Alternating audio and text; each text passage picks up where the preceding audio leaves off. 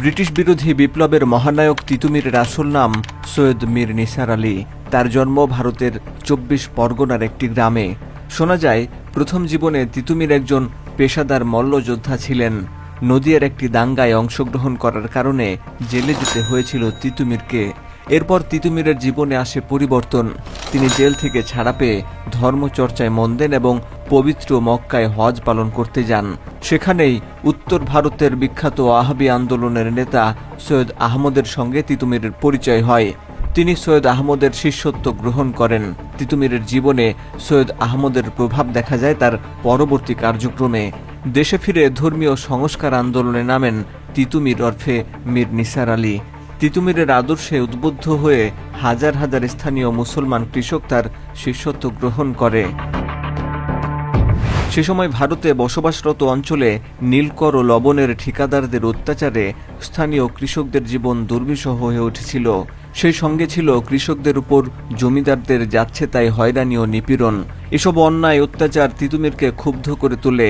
তিনি কৃষক সহ নিপীড়িতদের সঙ্গে নিয়ে অত্যাচার দমনের জন্য সশস্ত্র বাহিনী গড়লেন। ২৪ পরগনায় তিতুমীর হয়ে উঠলেন কৃষকদের মুক্তির দিশারি। তিতুমীর ধর্মীয় আবেগতাড়িত হয়ে আন্দোলন শুরু করলেও তিনি জমিদারি শোষণ ও বিদেশি শাসনের বিরুদ্ধে কৃষক আন্দোলন সংগঠিত করেন। তিতুমীরের আন্দোলনে সাম্য ও ইনসাফের অঙ্গীকার থাকায় জনগণ তাকে মুক্তির দিশারি হিসেবে চিহ্নিত করেছিল।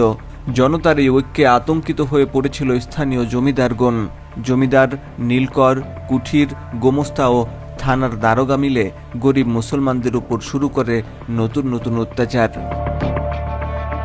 অত্যাচার যত বাড়ে, তিতুমীরের বাহিনীও তত শক্তিশালী হয়। দলে দলে নিপীড়িতরা এসে তার বাহিনীতে যোগ দেয়। হিন্দু মুসলমান প্রজারা জমিদারদের খাজনা দেওয়া বন্ধ করে দেয়। এমনকি স্থানীয় জনগণ জমিদারের কাছারি আক্রমণ করেছিল ও নিকটবর্তী নীলকুঠিতে আগুন ধরিয়ে দিয়েছিল। তবে কিছু স্বার্থান্বেষী হিন্দু জমিদার কৃষক বিদ্রোহকে সাম্প্রদায়িক দাঙ্গা বলে প্রচার করতে থাকে। তারা হিন্দু মুসলমান কৃষকদের মধ্যে বিরোধ তৈরি করার চেষ্টা করে। তিতুমীরের সদর দপ্তর ছিল নারিকেলবাড়িয়াতে। সেখানে তিনি একটি বাঁশের কেল্লা নির্মাণ করেছিলেন। অনুসারীর সংখ্যা বেড়ে ৫,০০০-এ পৌঁছালে সশস্ত্র সংগ্রামের জন্য প্রস্তুত হয়েছিলেন তিতুমীর। আর তখনই বারাসাতের কাছে বাদুড়িয়ার ১০ কিলোমিটার দূরে নারিকেলবাড়িয়া গ্রামে তিনি বাঁশের কেল্লা তৈরি করেন। বাঁশ এবং কাদা দিয়ে তারা দ্বিস্তর বিশিষ্ট এই কেল্লা নির্মাণ করেন।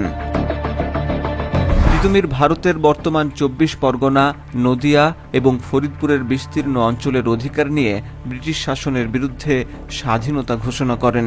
স্থানীয় জমিদারদের নিজস্ব বাহিনী এবং ব্রিটিশ বাহিনী তিতুমীরের হাতে বেশ কয়েকবার পরাজিত হয়।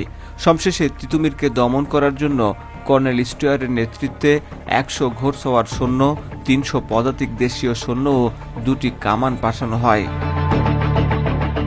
১৮৩১ খ্রিস্টাব্দের ১৪ নভেম্বর ইংরেজ সেনাপতি কর্নেল স্টুয়ার্ট রাতের বেলা নারিকেলবাড়িয়া গ্রাম ঘেরাও করেন। তিতুমীরের সেনাপতি গোলাম মাসুম বিদ্রোহী বাহিনীকে ইংরেজ সৈন্যদের মোকাবেলা করার আদেশ দেন। শত্রুর ওপর বীর বিক্রমে লাঠি, সরকি, ঢাল, তরবারি, তীর, ধনুক ও বাঁশের বন্দুক নিয়ে ঝাঁপিয়ে পড়ে তিতুমীরের বাহিনী। সৈন্যরা কামান আর বন্দুকের গুলি ছুড়ে কেল্লার ভেতর। তিতুমীর ও তার ৪০ জন সহচর সেদিনের ঘটনায় শহীদ হন। তার বাহিনীর কমান্ডার গোলাম মাসুমকে ফাঁসি দেওয়া হয়। গুড়িয়ে দেয়া হয় ঐতিহাসিক বাঁশের কেল্লা।